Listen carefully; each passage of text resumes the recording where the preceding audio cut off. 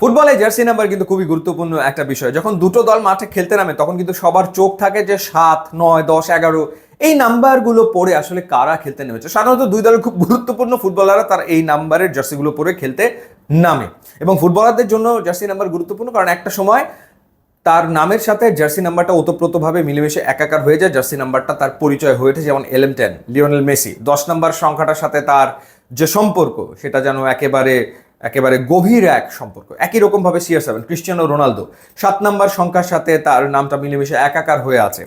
এখন ভারতের বিপক্ষে বাংলাদেশের জার্সিতে প্রথমবার খেলতে নামবেন হামজা চৌধুরী। কত নম্বর জার্সি পরে তিনি খেলতে নামতে চলেছেন? শেফিল্ড ইউনাইটেডে হামজা চৌধুরী খেলেন 24 নম্বর জার্সি পরে। নিশ্চয়ই টিম ম্যানেজমেন্ট বাফুফে তার কাছে জানতে চাইবে কত নম্বর জার্সি তিনি নিতে চান, এবং নিশ্চয়ই তিনি আসলে জানাবেন। এখন বাংলাদেশ দলে 7 নম্বর জার্সিটা পরে খেলছেন মোরসালিন, এবং 7 নম্বর জার্সিটা নিজের করে নেওয়ার চেষ্টা করছেন এই ইয়াংস্টার, ভীষণ রকম প্রতিভাবান এক ফুটবলার, আমি তার ফ্যান। 10 নম্বর জার্সি পরে মাঝে মাঝে খেলেন রাকিব হোসেন, 10 নম্বর জার্সিটা তিনি ক্যারি করছেন। জামাল ভুইয়া 6 নম্বর জার্সি পরে খেলেন। তারেক কাজীর জার্সি নাম্বার হচ্ছে 14। তো এখন দেখার ব্যাপার যে হামজা চৌধুরী তার কোনো বিশেষ চাওয়া রয়েছে কিনা, সংখ্যার ক্ষেত্রে কোন সংখ্যাটা নিয়ে তিনি আসলে নামতে চান, এবং সেই ক্ষেত্রে আপনি আসলে হামজা চৌধুরীকে কত নম্বর জার্সিতে দেখতে চান ভারতের বিপক্ষে ডেফিনেটলি জানাবেন। একই সাথে আর একটা আলোচনা ভীষণ রকম চলমান, সেটা হচ্ছে যে কোন পজিশনে আসলে হামজা চৌধুরী খেলবেন ভারতের বিপক্ষে। নর্মালি তিনি ডিফেন্সিভ মিডফিল্ডার, ডিফেন্সিভ মিডে তিনি খেলে থাকেন। এখন বাংলাদেশ টিমেও কি তিনি একই পজিশনে আসলে খেলবেন? জামাল ভুইয়া রয়েছেন যিনি ডিফেন্সিভ মিডে খেলছেন, ডিফেন্সিভ মিডফিল্ডার হিসেবে খেলছেন।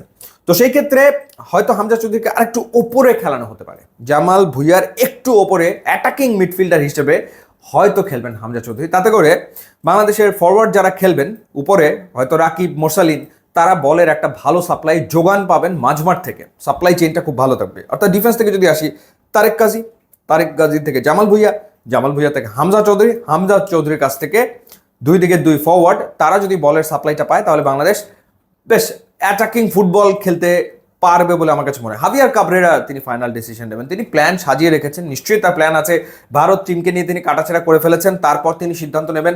হতে পারে যে প্যারালালি জামাল এবং হামজা চৌধুরী দুজনই ডিফেন্সিভ মিডফিল্ডার হিসেবে খেলছেন, সেটাও হতে পারে। বাট আমার কাছে মনে হয় যে হামজাকে একটু ওপরে খেলালে আমাদের ফরওয়ার্ডরা, যারা আসলে খুব একটা বলের যোগান পায় না সেভাবে, সেই জায়গাটা যদি নিশ্চিত করা যায় যে আমাদের ফরওয়ার্ডরা বলের যোগানটা পাচ্ছেন এবং নিয়মিত পাচ্ছেন গোটা ম্যাচে, তাহলে বাংলাদেশ বেশ কিছু অ্যাটাক করতে পারবে, গোল করার অপরচুনিটি তারা আসলে তৈরি করতে পারবে। মানে বাংলাদেশ টিমের জন্য যেটা দরকার, বছরের পর বছর ধরে যেই জায়গাটাতে বাংলাদেশের দুর্বলতা, সেটা হচ্ছে যে সাপ্লাই পায় না বাংলাদেশের ফরওয়ার্ডরা।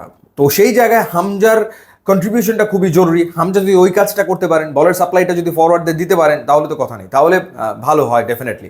সো দেখা যাক কোন পজিশনে হামজা চৌধুরীকে খেলানো হয়। আপনি কি মনে করছেন, এবং এই ম্যাচ নিয়ে, বাংলাদেশ ইন্ডিয়া ম্যাচ নিয়ে কি মনে হয়, কি রেজাল্ট হতে পারে সেটাও জানাবেন। ইউটিউব, ইনস্টাগ্রাম লিঙ্ক দেওয়া আছে, আপনারা যদি খুবই খুশি হবেন। Thanks for watching.